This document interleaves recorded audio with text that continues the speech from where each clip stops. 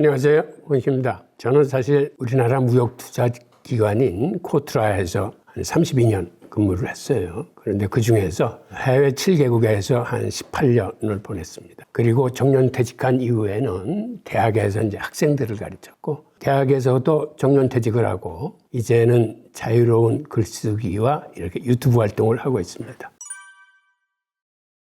기본적으로 미국 같은 경우는 1986년에 광의의 통화인 M2가 약 2조 5천억 달러 정도 있었는데 올해 M2가 한 22조 한 3천억 달러 정도 됩니다. 그 사이에 약 9배가 증가했습니다. 근데 이렇게 많이 증가한 그 이유는 2008년도 글로벌 금융위기 때 양적 완화를 통해서 돈을 많이 풀었거든요. 그러니까 글로벌 금융위기 이전만 하더라도 미국의 본원 통화 발행액은 한 8천억 달러 내였어요. 그러니까 1조 달러가 채 안 됐습니다. 그런데 금융위기 이후에 이게 한 4조 달러까지 한 4-5배 늘어났어요. 그리고 또 한 번 급격하게 늘어난 적이 있었는데 그게 팬데믹 사태입니다. 2020년에 팬데믹 사태가 터지면서 2달 만에 한 3조 2천억 달러가 풀렸고 그 다음에도 계속 통화 완화 정책을 써서 4조 달러 이상이 풀렸습니다. 그로 인해서 한 8천억 달러 내외였던 게 한 10여 년 사이에 9조 달러까지 거의 10배 이상 달러가 발행되면서 마찬가지로 M2 증가율도 그와 비례해서 크게 늘어나게 됐습니다. 그런데 우리나라 같은 경우는 1986년에 한 100조 원 수준이었었는데 올해 한 지금 화면에서 보이는 그래프처럼 4,400조가 넘었습니다. 그러니까 한 44배 정도 늘어난 거죠. 한국이 이렇게 미국보다도 훨씬 통화량이 많이 늘어나게 된 이유는 우리 경제 금융 구조가 특히 금융시장 구조가 급성장하면서 미국보다 더 가파르게 증가를 했습니다. 우선 지금 화면에 보시는 게 미국의 달러 발행액입니다. 본원 통화 발행액 증가 추인데 이 그래프에서 보면은 글로벌 금융위기 이전, 그러니까 2008년 이전만 하더라도 1조 달러가 되지 않았습니다. 한 8-9천억 달러 정도였던 게 금융위기를 맞으면서 이때서부터 2배 이상, 2조 달러 이상으로 튀더니 결국 2016년도에는 한 4조 3천억 그렇게 뛰다가 이제 긴축으로 들어가서 한 3조 8천억까지 시중 유동성을 빨아들였을 때 다시 팬데믹 사태가 와서 이때 2달 만에 한 3조 2천억이 발행이 돼서 7조 달러를 넘겼고 그 외에도 통화 완화 정책을 통해서 9조 달러까지 넘어갔다가 한 지난 3년간 내리 긴축을 하면서 지금은 한 6조 5천억 달러 정도로 줄였습니다. 이런 과정을 통해서 본원통화 발행액, 그 다음에 M2의 증가, 이렇게 돈이 많아지면 근본적으로 달러 가치가 희석이 됩니다. 즉 그거를 어떻게 해서 우리가 알 수 있냐면 금값을 보면 비교적 명확하게 알 수 있어요. 1971년 닉슨 쇼크 이전만 하더라도 금 1온스를 살려면 35달러면 살 수 있었습니다. 그런데 지금은 얼마를 줘야 됩니까? 여러분들도 알다시피 4,300불 가까이를 줘야 돼요. 다시 얘기해서 우리가 안전자산이라고 믿고 있는 달러는 그간 가치의 99% 이상을 상실했습니다. 가치가 이제 훼손된 거죠. 그런데 문제는 훼손 속도가 더 빨라지고 있어요. 10여 년 사이에 자그마치 달러가 10배 이상 발행이 됐습니다. 그렇다면은 사실은 달러의 대체 자산인 금이나 은은 마찬가지 비례로 한 10배 이상 올라야 돼요. 그런데 사실 그렇게 오르지 못했던 거는 그간 미국이 금값의 상승은 달러의 불신을 의미한다라고 해서 인위적으로 선물 시장에서 가격을 이제 눌러왔습니다. 화면에 보시는 그래프는 미국의 M2 증가율입니다. 좀 전에 보셨던 달러의 발행액은 지난 3년 동안 계속 긴축이 돼서 그래프가 내려오고 있는데 반해서 이번에 보이는 M2 그래프는 내려오는 척하다 다시 올라갔습니다. 즉 이 얘기는 연준 같은 경우도 대외적으로는 긴축을 했지만 사실상 공개시장 조작 같은 걸 통해서 계속 통화를 늘려왔다라고 볼 수 있고 또 하나는 미국의 재정정책으로 인해서 달러 표시 자산인 국채가 시중에 많이 풀면서 유동성을 공급하는 통에 지금 화면에 보시는 것처럼 지난달 11월 25일 기준으로 M2 공급액이 사상 최대인 22조 3천억 달러를 찍고 있습니다. 앞으로 광의의 통화 지표인 M2는 계속 늘어날 겁니다. 지금 화면에 보이는 이 그래프가 미국 정부의 부채인 국채 발행 그래프입니다. 이게 올해의 그래프를 보여주는데 올해 의회하고의 부채 한도 협상 때문에 한동안 국채를 발행하지 못하다가 하반기 들어와서 그게 타결이 되면서 이 신규 국채 발행이 엄청 늘어났습니다. 그래서 지금 37조 달러를 돌파를 했어요. 그러니까 미국은 연간 예산이 한 7조 달러 정도 되는데 세수가 한 5조 달러입니다. 그러니까 나머지 모자라는 2조 달러를 신규 국채를 발행해서 돈을 마련해서 나라 살림을 하는데 그 외에 트럼프의 감세 정책이나 여타 프로그램으로 인해서 또한 2천억 정도의 쇼티지가 납니다. 매년 신규 국채 발행액이 한 2조 2천억 달러 정도 돼요. 물론 국채를 발행했을 적에는 시중의 유동성을 빨아들이지만 그게 곧 세수로 다시 사회에 환원되기 때문에 유동성이 늘어나는 효과를 보입니다. 그런데 미국만 이렇게 통화량이 늘렸을까요? 통화량을 늘린다는 건 일종의 환율 전쟁이나 마찬가지입니다. 그래서 경쟁국들도 미국과 비슷한 수준으로 통화량을 늘려요. 지금 화면에 보시는 이 그래프가 세계 4대 기축통화의 통화량, 발행량을 보여주는 건데 여기 빨간색이 미국의 달러입니다. 그런데 달러보다 그간 더 많이 발행했던 게 위에 황색은 위안화입니다. 그리고 저 청색은 유로화입니다. 그리고 초록색은 일본의 엔화입니다. 실제로 팬데믹 사태를 맞이해서 유로화는 달러보다 더 많이 찍어냈습니다. 그러다 보니까 가장 인플레이션에 많이 시달렸고 그 다음은 미국 달러하고 중국의 위안화 같은 경우는 평소에 달러나 유로화보다 더 많이 찍어냈었는데 팬데믹 사태 때는 봉쇄 정책을 피면서 통화 발행을 하지 않았어요. 그래서 지금 중국 정부는 통화 정책에 여유가 생겨서 경기 부양을 할 적에 계속해서 금리를 내릴 뿐만 아니라 지급 준비율을 낮춰서 시중에 통화 완화 정책을 계속 쓸 수 있었던 여유가 바로 팬데믹 사태 때 돈을 안 찍어냈습니다. 이런 연유로 해서 중국 정부는 지금 오히려 디플레이션을 걱정할 정도로 인플레이션이 일어나지 않고 있어요. 그래서 일단 디플레이션 기운이 사회에 퍼져 있으면 국민들이 소비를 잘 하지 않습니다. 그러다 보니까 중국 내수 경기가 생각보다는 굉장히 부진하고 그러한 일종의 경기 부진 현상을 보여주고 있습니다. 자, 이런 식으로 세계 통화량은 예전에 비하면 최근 한 10여 년 사이에 거의 10배 이상 통화량이 이렇게 늘어난 모습을 볼 수 있습니다. 왜 이렇게 돈이 많이 늘어났느냐? 일단은 글로벌 금융위기나 팬데믹 사태 때 돈을 너무 많이 찍어내면서 이걸 경기 부양책을 하기 위해서 대부분의 나라가 제로금리를 시행하다시피 하면서 경기를 부양했습니다. 그러니까 이렇게 저금리 시대가 길어지면서 시중에 통화량이 많이 공급된 거고 부채를 통해서 경제 성장을 하려는 의도가 많은 나라에서 나타나고 있습니다. 한마디로 돈을 많이 쓰면 그 나라 경제는 성장을 해요. 특히 미국이 그런데 그러다 보니까 일종의 부채에 의존하는 경제 성장 이런 시스템이 국가뿐만 아니라 기업이나 가게에서도 같은 현상이 일어나면서 기업 부채나 가계 부채 같은 것도 많이 늘어나고 있습니다. 결국은 이게 다 유동성 때에 들어가는 거죠. 그리고 이제는 금융시장, 자산시장이 비대화되면서 이러한 유동성이 더 늘어나고 유동성이 늘어나면 자산 가격이 상승하고 자산 가격이 상승해서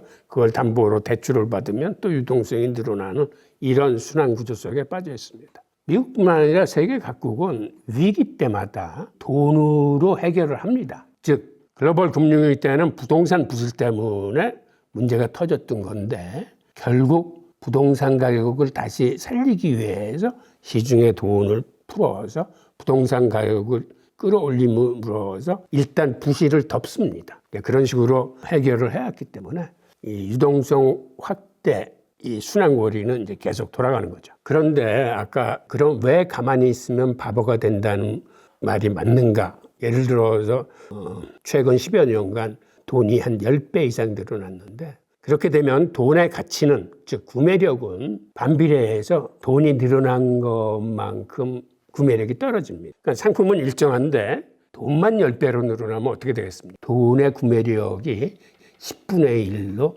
떨어지는 겁니다. 즉 이런 상태에서는 현금만 들고 있으면 주로 서민들이 현금을 많이 들고 있는데 시간이 지날수록 현금 가치가 떨어져서 그 사람은 이제 가난해지는 거죠. 부자들은 이런 시기에는 오히려 부를 늘립니다. 왜 그러냐면 부자들은 대부분 현금이 아닌 자산에다 투자를 합니다. 그게 부동산 투자건 주식 투자건 혹은 뭐 암호화폐 투자건. 그런데 일반 서민들은 그럴 만한 여력이 없고 대부분 성실하게 받은 봉급 같은 거를 꼬박꼬박 예적금에 집어넣거나 이렇게 현금 위주로 갖고 있는데, 즉 그 얘기는 이렇게 돈이 급격하게 늘어난 시대에는 현금 갖고 있는 사람은 그 가치가 점점 줄어들고 자산을 갖고 있는 사람들은 자산은 현금에 비례해서 가격이 올라가기 때문에 현금을 갖고 있는 사람들이 이제 피해를 많이 보는 거죠. 이런 시기에는 자산에 대한 투자를 하지 않고 가만히 있으면 상대적으로 가난해지기 때문에 바보가 된다는 말이 맞는 것 같습니다. 자, 그 다음에 두 번째는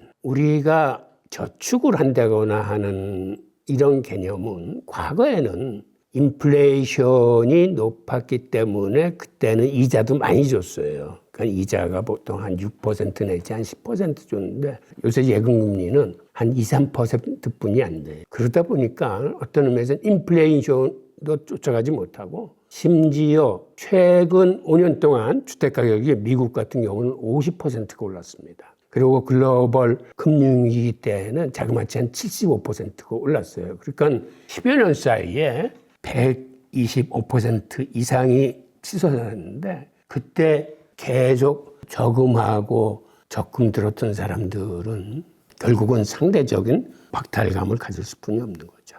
그러니까 지금같이 통화가 많이 풀리는 시기에는 은행에 집어두거나 주머니 속에 갖고 있으면 실질 가치가 점점 줄어듭니다.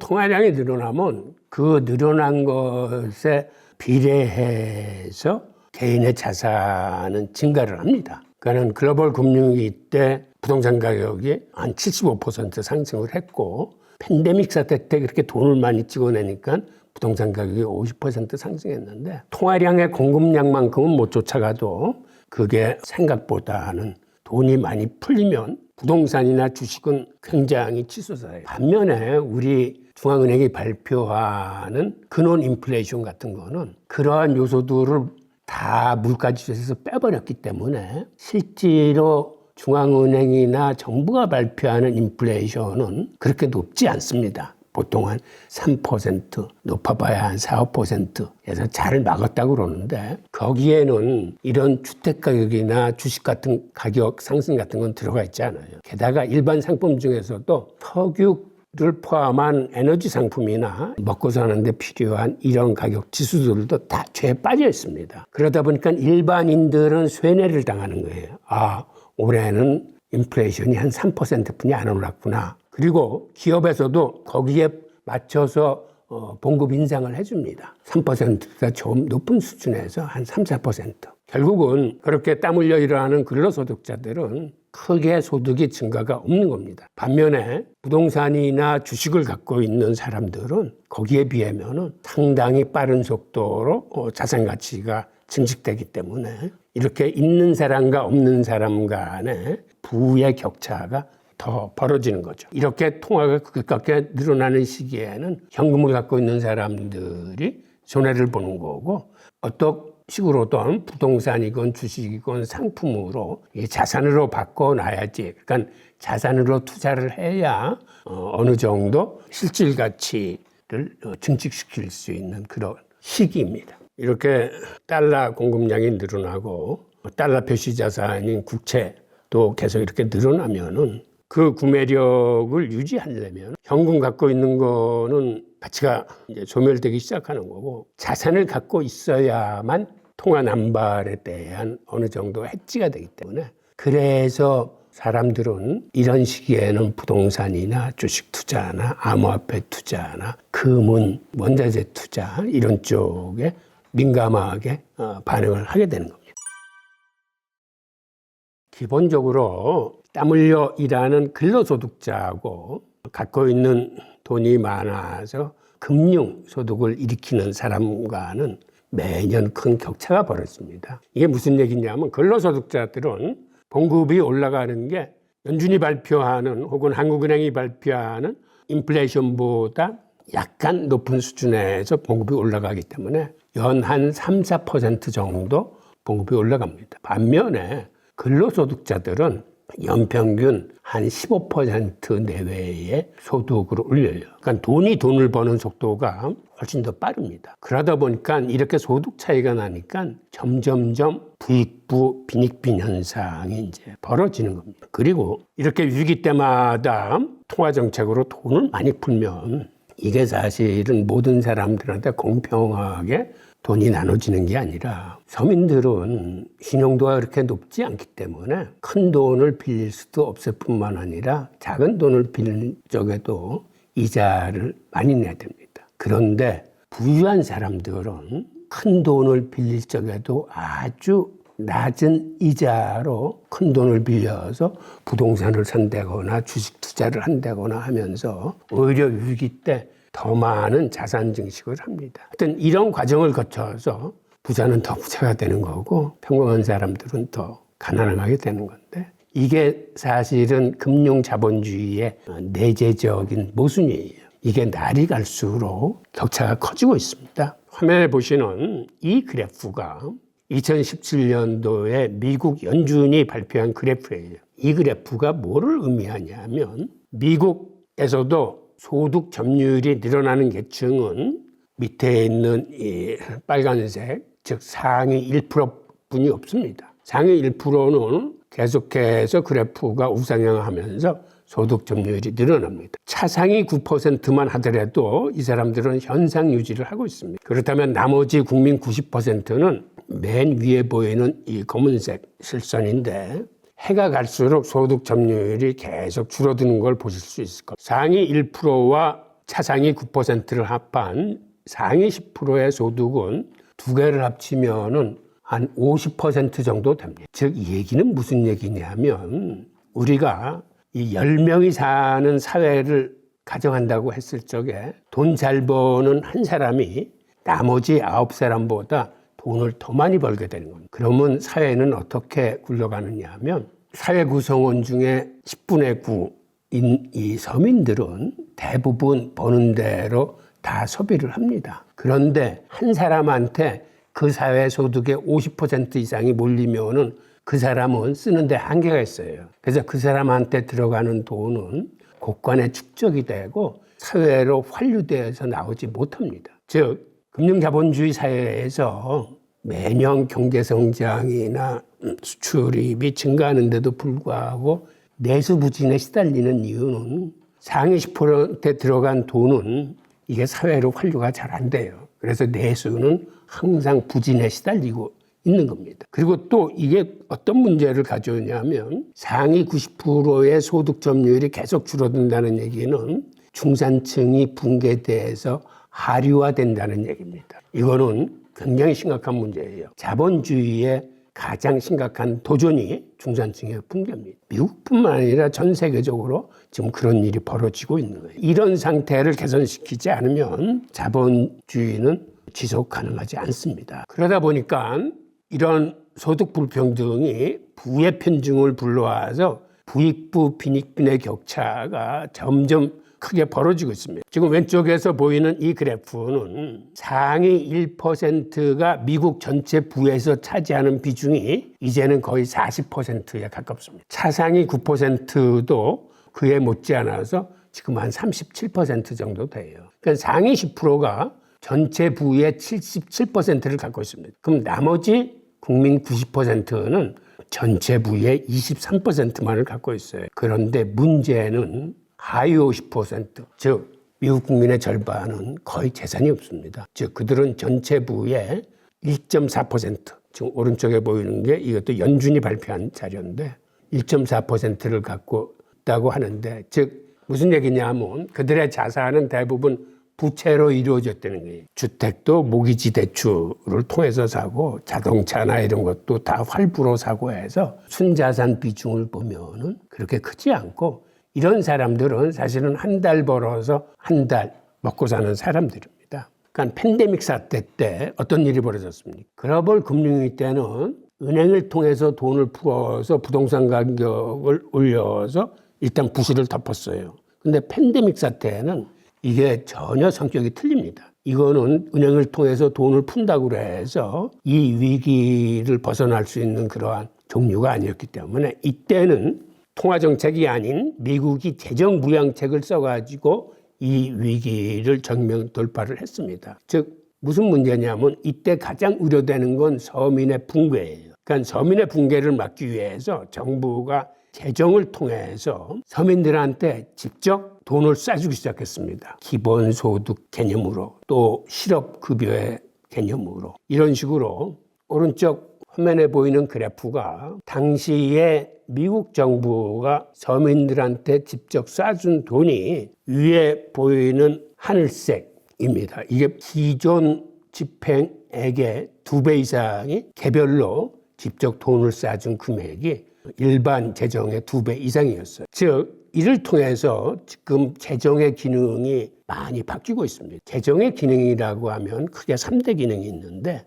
재원의 분배, 즉 민간 사이드에서는 수익이 나지 않기 때문에 하지 못하는 고속도로 건설이라거나 이런 인프라 건설 같은 데 재원을 분배해서 쓰고 그다음에는 경기가 안 좋을 때 재정을 풀어서 일종의 마중물 정책을 씁니다. 즉 민간 투자를 일으키기 위해서 정부가 먼저 돈을 푸는 거죠. 이게 이러한 종류가 사실은 그간 재정에서 중요한 기능이었어요. 그리고 마지막이 이제 부의 재분배인데, 즉 서민들을 위한 복지 기능을 이제 강화해 주는 겁니다. 이게 재정의 3대 기능 중에서 제일 약했는데 팬데믹 사태를 통해서 이 중요도 순서가 바뀌었습니다. 지금 미국이라는 자본주의 국가도 이제는 서민 복지를 위한 부의 재분배 기능이 다른 2개의 기능보다 훨씬 앞서기 시작했습니다. 즉 우리가 팬데믹 사태를 통해서 그간의 금융 자본주의가 어떤 의미에서는 이제는 포용 자본주의로 이렇게 변하면서, 과거에는 기본소득이라 그러면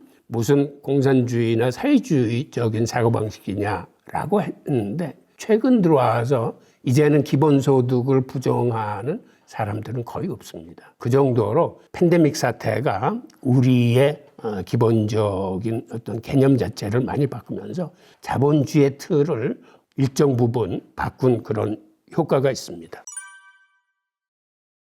달러는 원래는 금본위 제도에서 썼었는데 그거를 미국이 1944년 브레튼 우주 시스템을 가져오면서 금 1온수에 달러 35달러를 연동시키고, 그리고 달러에 다른 나라들은 상하 1% 내에서 움직이는 통화금융 시스템을 미국 스스로 만들었습니다. 그런데 이거를 깬 나라도 미국 스스로예요. 미국 스스로 이걸 왜 깼냐 하면 60년대에 통합팽창 정책을 쓰면서 사실은 갖고 있는 금보다도 훨씬 많은 달러를 찍어내서 쓰기 시작했어요. 그러다 보니까 우방국들이 이제 의심의 눈초리를 보내면서 죄 달러를 가져와서 금으로 바꿔가기 시작했습니다. 결국 미국은 국가부도의 위기에 처하자 1971년 8월 15일 날 닉슨 대통령이 TV에 나와서 지금 달러가 투기 세력한테 공격을 받고 있다. 당분간 달러의 금태환을 중지한다. 사태가 진정되면 재개하겠다라고 했습니다. 그런데 그 이후에 재개됐습니까?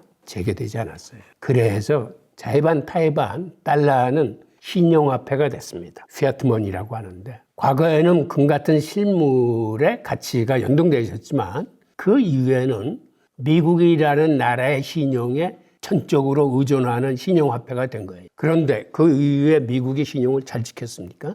달러의 가치가 금 1온수에 35달러로 계속 유지됐었나요? 결국 미국은 사실은 틈만 나면 돈을 찍어내서 달러 가치는 엄청나게 훼손을 당했습니다. 우리는 달러를 안전자산이라고 믿고 있는데 전혀 안전하지 않은 자산이 달러입니다. 금값과 비교해 보면은 지금 온수당 한 4,300불 되니까 99% 이상의 달러 가치의 훼손이 있었고, 최근 들어와서는 이 훼손 속도가 더 빨라지고 있습니다. 무슨 얘기냐 하면 달러 발행액 자체가 최근에는 과거보다 더 빨라지고 있어요. 그러다 보니까 비트코인 같은 경우는 바로 이러한 인플레이션이 불러오는 해악에 맞서기 위해서 인플레이션이 일어나지 않는 통화를 만들겠다라는 개념으로 아예 수량을 2,100만 개로 한정을 하고 그거를 채굴이라는 시스템을 통해서 계속 조금씩 채굴하는 이런 시스템으로 가고 있습니다. 즉 한마디로 국가가 부르짖는 신뢰라는 건 전혀 믿을 수가 없더라. 통화 교란이나 인플레이션이 이렇게 금융위기 같은 거를 가져오고 서민들을 벌거숭이로 만들고 있는 사람들은 점점 부자가 되고 서민들은 가난해지는 이런 시스템을 개혁하기 위해서 나온 통화가 비트코인이고, 비트코인은 제3자의 신뢰에 의존하는 게 아니라 스스로 프로그램화된 코드에 의해서 스스로 신뢰를 만들고 있습니다. 그런 의미에서 코드에 의한 신뢰는 혁명적인 거죠.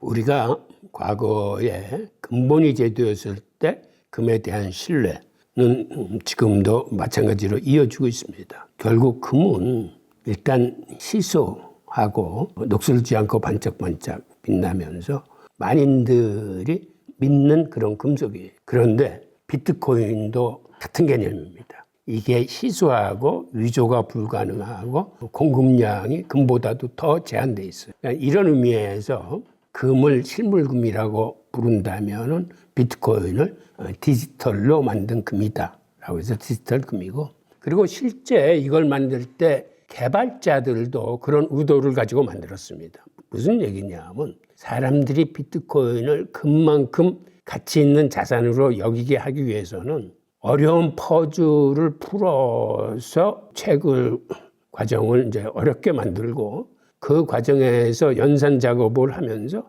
전기를 많이 써서 실질적으로 채굴 원가가 금 못지않게 비싸다라고 사람들이 인식하게끔 만들자라는 게 비트코인을 만든 개발자들의 의도였어요. 그러다 보니까 개발자들이 비트코인을 만들면서 이 디지털로 금을 만들자라는 개념이 이제 적용된 겁니다. 그리고 비트코인은 반감기라는 걸 통해서 우리 모두가 이 발행 속도를 예측할 수 있어요. 그 다음에 오히려 금보다도 이동하는 데 용이하고 보관이나 검증이 압도적으로 탁월합니다. 이렇게 부채 중심의 시대, 그리고 통화 남발이 당연시되는 이런 시대에는 금과 똑같은 인플레이션 해지 역할을 하고 있습니다. 그리고 앞으로도 시간이 지날수록 한정된 물량 때문에 희소성이 더 커져서 실물금과 마찬가지로 이 코드의 신뢰에 의존하는 비트코인이 앞으로 온체인 시대에 디지털 금의 역할을 하게 될 겁니다. 우리가 부동산이나 주식이나 이 채권 투자를 하는 이유가 통화남발 시대에 자기가 갖고 있는 자산을 지키기 위해서 하는 건데, 요즘은 우리가 예금이나 현금 소유는 이런 시대에는 계속 손해를 보게 되어 있습니다. 그러다 보니까 덜 손해를 보는 이런 자산 쪽으로 포트폴리오를 늘려나가는 건데, 비트코인 역시 다른 자산에 비해서 변동성이 큰 게 단점입니다. 많은 그래도 그런 변동성을 통해서라도 계속 우상향하는 건 맞습니다. 그래서 우리가 이러한 비트코인 같은 데 투자하는 것도 이게 부동산 투자나 주식 투자 혹은 금이나 은과 같은 개념에서 우리가 투자를 하면서 이렇게 서민들이 빈부격차에서 쓸려나가지 않도록 이러한 자산 투자에 관심을 가지셔야 될 겁니다. 그 다음에 또 하나는 비트코인이 빈부격차에 도움이 되느냐라는 질문 중에서 또 중요한 요소가, 지금 세계에서 은행 구자가 없는 사람들이 한 18억 명 정도 돼요. 즉 그 사람들은 금융 시스템의 도움을 하나도 받지 못하는데, 그런데 암호화폐는 인터넷이 안 들어오는 곳에서도 휴대폰과 휴대폰을 서로 부딪히기만 해도 거래와 결제와 송금이 됩니다. 즉 은행 시스템을 통하지 않고 그 사람들은 이제 암호화폐를 통해서 금융 활동을 할 수 있게 되는 거예요. 그런 의미에서 특히 후발 개독들한테는 이 비트코인이 빈부격차에 큰 도움을 줄 겁니다.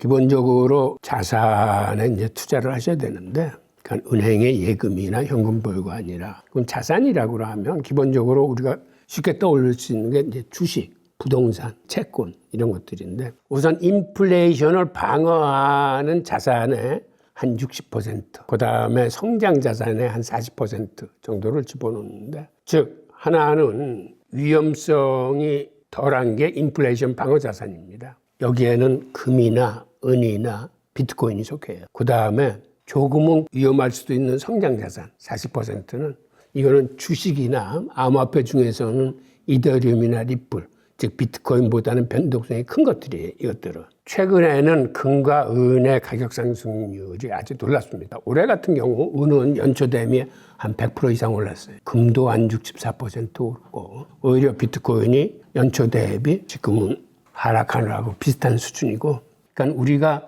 보통 주식과 채권을 할 적에도 주식 60%, 채권 40% 이런 식으로 비중을 가져가시고, 암호화폐 투자만을 말씀드린다면 이거는 인덱스 전략, 즉 지수 추정 전략을 하시는 게 가장 수익률이 좋습니다. 우리가 주식 투자를 하면서 S&P 500의 수익률이 가장 좋듯이 도미넌스 비중대로 투자를 하시는 거예요. 내가 100이라는 투자금이 있다면 57%는 비트코인에, 12%는 이더리움에, 5%는 XRP, 리플에, 그리고 나머지 26%는 기타 알트코인 한 5개 정도를 선별해서 하시면서 이 3대 코인은 적립식 장기 투자, 한마디로 가격 투자가 아닌 가치 투자를 하시는 거예요. 그러니까 매월 돈 생기는 대로 조금씩 사모으시는 거고, 기타 알트코인 26%는 한 대여섯 종목을 선정하신 다음에 주기적으로 키높이를 맞춰주는 이런 리밸런싱 투자 방법을 권해드립니다.